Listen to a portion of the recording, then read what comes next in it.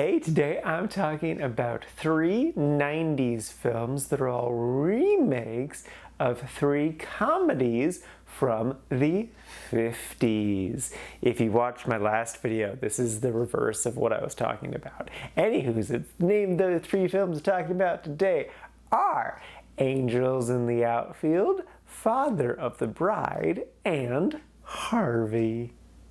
The stub is Angels in the Outfield. This movie is great. I am 100% biased. This was one of my favorite movies growing up, but I stand by my opinion. The basic premise is this little boy in the foster system wants his dad to be his dad again, but his dad doesn't give a shit about him. So he's like, hey, if the Angels win the pennant, I'll be your dad again, because they're in last place, so it's something ridiculous. So then little boy prays to the Angels for the Angels to do good, and then the Angels do good. First off, this movie has some great actors in it. Obviously, Danny Glover is awesome, and then the main boy is Joseph Gordon-Levitt. But then we also have Matthew McConaughey and Adrian Brody.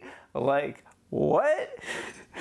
They're barely in the movie, but they're definitely still here. Also, Dylan McDermott is in this, and he's great. He plays the deadbeat dad. I loved him. Man, it's been like 30 years, but this casting director should probably get a raise, because they cast 2 future Academy Award-winning actors. Like, what? I mean, they also cast Joseph Gordon-Levitt's best friend character, who definitely couldn't act, but I will give him credit that he was still really funny. All of his lines were really funny, and when he cried, it was sad. But yeah, this movie exceeded every way that the old one failed in, though I did still like the old one. It's just, this one's just great. I in particular love the humor of this movie. That was definitely the big standout, especially like all of the baseball stuff, like the baseball humor with like the ball, like the Angels doing silly stuff with the balls, the Angels just doing stuff with the players were all great, but just like all the drama during the sports stuff worked really, really well. And that was something that the original really failed at. Like, it was just kind of almost just like watching regular baseball, and it didn't seem like anything special. But here, this felt like, okay, we're watching a movie. This is big and dramatic and silly and great. It works. This really, really works. So yeah, as you can probably tell by everything positive I've said, I really like this movie, and as no surprise, I definitely recommend it. I will say that I am totally biased. I've got huge nostalgia goggles for this, but you know what? Screw that. I think you can enjoy it anyway. Probably not as much as I did, but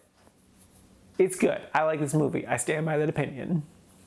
Next up is Father of the Bride. This is a 1991 film starring Steve Martin. And the basic premise is this young woman who has been secretly dating a boy in Italy for this past 6 months. And then we're coming home from Italy. She's engaged and wants to marry this boy. And the father isn't a fan at first, but he loves his daughter. So he's like, all right, fine, you can marry this boy you're in love with, whatever. And this movie is pretty solid. I didn't like it as much as the original, although I like the original a lot. What I do think this movie does a really good job with is heart, especially showing the love between father and daughter. Like, there's a silly basketball scene with both of them that went on for too long, but it did a really, really good job of just showing how much these 2 characters legit care about each other and just want the best for the other person. The comedy didn't work as well for me. I feel like Steve Martin just wasn't going as hard enough. Like, it didn't feel like he was really being his most Steve Martinist. He felt restrained. And then Martin Short is also in this for a little bit. I knew he was in it, and I kind of assumed he was going to play like the father-in-law, and I thought, oh, that's going to be great. They're going to bounce off each other so well. But no, he played this foreign-sounding wedding planner, and it did not work at all for me. And then also,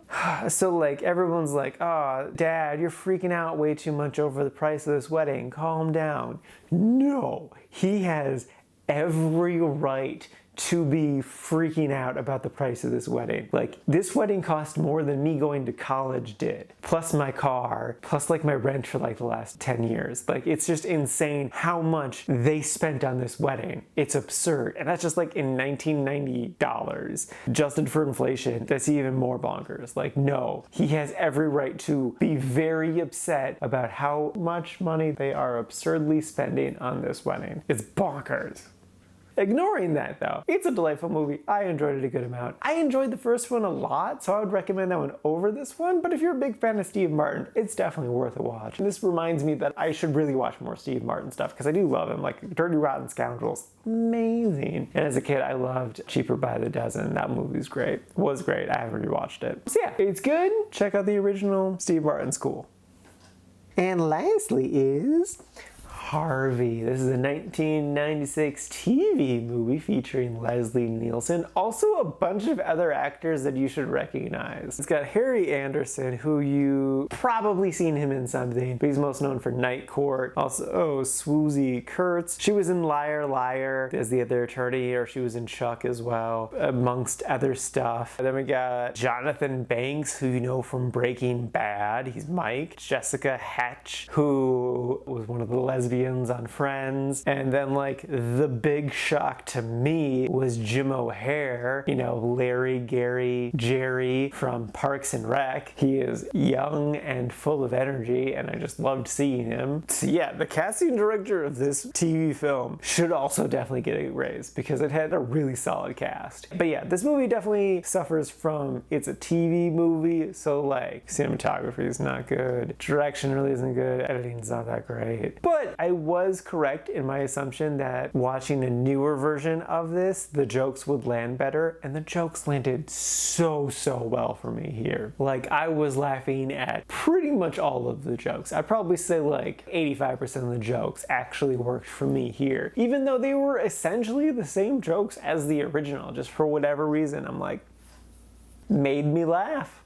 And I do really like the base story. I think it's very interesting. And I'm still really intrigued to like see a actual performance of this. I think I would really like that. So yeah, I did end up liking this one more than the original. Though there's parts of both that I thought were better and worse. Neither of them is a perfect production. But if I had to choose one, I would pick this one. I guess I would recommend it because I did quite enjoy it. But at the same time, I feel like just trying to find an actual production of it would probably be your best bet if you want to experience this story.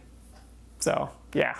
Alrighty, now for today's rankings. First up, we got Angels in the Outfield, sitting at number 42 in the really like section. And then after that, we have Father of the Bride, sitting at number 76 in the quite like section. And then bringing up the rear, not too terribly far behind, is Harvey, sitting at number 86, also in the quite like section. And this is out of a total of 156 old movies so far this year.